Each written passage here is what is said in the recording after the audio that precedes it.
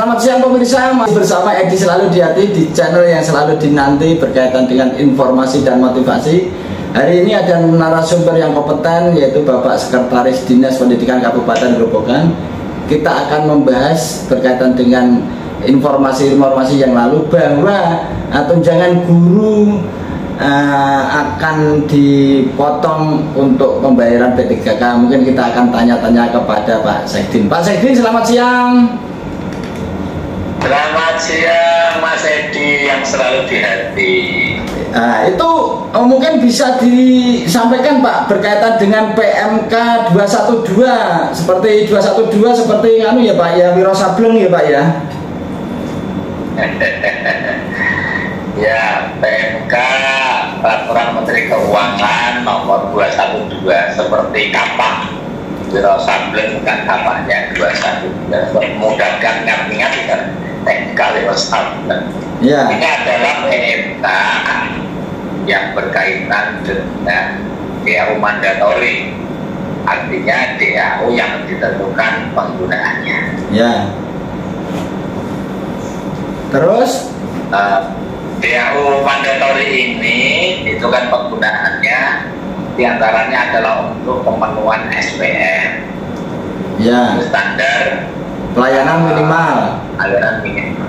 Ya. Itu ada dinas pendidikan, ada juga Dinkes, ada juga Dispora, dan ada KPUPR. Ya. Nah, yang terbesar memang di dinas pendidikan.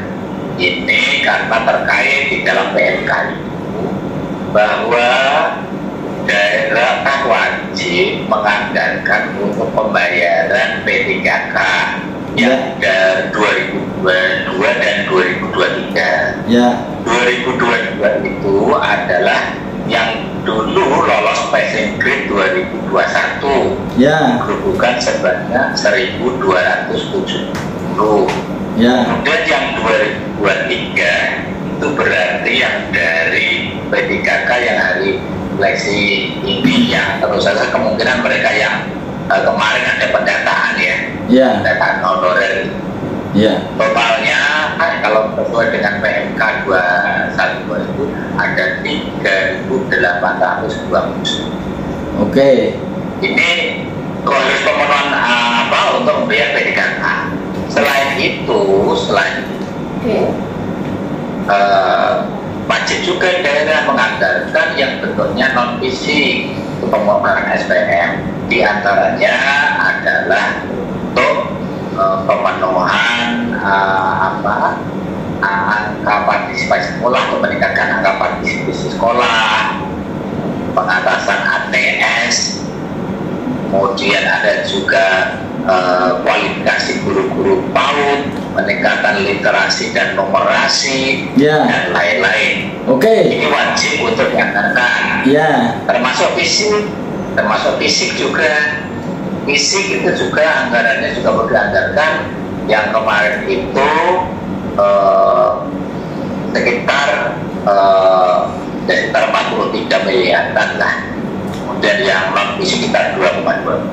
Oke. Iya Pak, itu kebijakan itu kan harusnya kan apakah tidak melihat postur anggaran di masing-masing kabupaten Pak. Misalkan kemarin kan postur anggarannya di APBD misal kurang, akhirnya informasinya akan untuk mencukupi kebutuhan berdasarkan PMK itu kan akhirnya direncanakan akan memotong tunjangan guru. Nah itu seperti apa Pak? Nanti teknisnya seperti apa?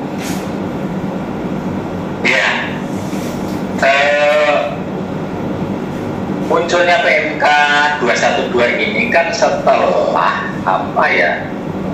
DPA itu atau RKA yang dari DPA RKA sudah tersusun, dari DPA. Tentu saja karena ini jadi DPA dan sudah disetujui oleh Dewan Kedua, berarti kan ini harus ada pergeseran sebelum pergeseran, pergeseran sebelum jadwal pergeseran. Nah ini karena kondisi darurat. Nah tentang pemenuhan SPM ini karena kalau tidak dipenuhi DAU itu juga tidak ditunda penyalurannya, yang menerima dan ditunda penyalurannya, tentu kita akan rugi. Oh gitu ya. Tidak akan disalurkan ya oleh pemerintah pusat, sehingga kita rugi. Nah, kemarin ada beberapa apa ya, alternatif untuk mengatasi itu. Ada yang dengan model refocusing dari mobil lain untuk memenuhi itu, menggunakan dana cadangan. Ada juga yang kemarin memprogramkan, ada yang gaji 13-14 yang dari TPP diadakan. Kalau dulu hanya dibayar 5%, mungkin ini diadakan. Kemudian juga yang PNS yang belum sertifikasi, itu kan dapat token juga, diadakan. Kemudian ada juga yang rencana untuk tunjangan token P3K juga sebenarnya. P3K akan saya dapat token, akhirnya mungkin diadakan. Tapi untuk yang gaji 13-14 yang reguler ini saya belum tahu, karena memang belum ada satu bahasan yang lebih rinci.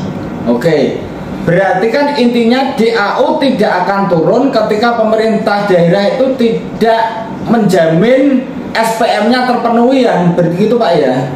Ancamannya DAU tidak. Ya. Oke, berarti itu masih menjadi beberapa alternatif ya, solusinya seperti apa ya, tadi disampaikan bisa menghilangkan token dari non token, terus kemudian TPP, bisa juga alternatif yang lain ya. Berarti ini sifatnya belum final ya? Ya. Karena jumlahnya besar sekali. Ya. Oke, kemudian Pak, untuk P3K 3.000 itu juga 3.829 itu kan kalau harusnya juga melalui usulan dari daerah Pak ya? Atau itu dalam rangka memenuhi SPM juga? Ya, itu juga usulan daerah. Dan juga itu kuota itu mungkin berdasarkan pendataan kemarin atau apa saya tidak tahu. Yang jelas di PMK itu sudah muncul itu. Dari masing-masing kabupaten kota itu sudah ada angkanya. Oke. Ya, berarti tapi saya dengar juga gini Pak, tadi di beberapa informasi itu kan ada yang ketika kemarin kan waktu penyerahan DPA kepada masing-masing OPD, Pak Sikda kan memang menyatakan bahwa itu di media bahwa tunjangan 13 dan 14 nanti akan dipotong, termasuk Pak Sikda sendiri ya juga dipotong kan gitu. Tapi ini kan ada yang menyampaikan ke gubernur kan gitu. Kayaknya Pak Gubernur mungkin bisa nggak itu Pak, nanti Pak Gubernur yang memberi solusi Pak? Nah ini tentu saja masih menjadi sebuah kajian. Kalau yang sudah itu gaji 13-14 token sudah dipotong, kalau 6 tahun kan sudah dipotong ya. Gaji 13-14 token loh ya, bukan ya gaji reguler. Gaji 13 kan itu dipotong. Atau yang gaji 13-14 yang reguler ini secara rinci belum, kemarin memang menyatakan Pak Sikda saat bagian DPA, tapi prosedurnya seperti apa tentu saja ini kan berkaitan dengan para pihak banyak ya. Terus ada kajian-kajian yang detail, ada kajian-kajian yang rasional, kajian yang tentu saja yang tidak melanggar konstitusi. Ya, berarti ini kan juga ada target Pak, target keputusan, karena ini kan juga kaitannya penyaluran DAU. Apakah pemerintah pusat juga menargetkan batas terakhir Pak untuk solusi SPM itu tadi? Iya, tentu saja ada satu batas terakhir itu, tapi untuk yang ini langkah-langkah secara rinci ini kami belum diajak bicara. Jadi ada APD, langkahnya seperti apa dari APD. Dari tadi kemungkinan adalah alternatif tadi yang memungkinkan untuk bisa dilakukan. Namun itu kan pencairan DAU mandatori ini kan tidak langsung utuh Mas. Iya. Bertahap penyaluran. Oke. Penyalurannya bertahap. Ya. Berarti nanti ketika tidak ada jaminan kita bisa melaksanakan SPM tadi ya, pembayaran SPM standar pelayanan minimal tadi ya, bisa juga di awal nanti di tahun 2023 tidak menerima full kan gitu toh resikonya. Iya. Jadi ini kan kita baru menyerahkan ada semacam rancangan anggaran ya kepada pusat. Dan itu mana tahu akan digunakan ini secara pusat. Nanti setelah itu tentu saja menyetujui atau tidak dikaji. Setelah itu baru dihitung.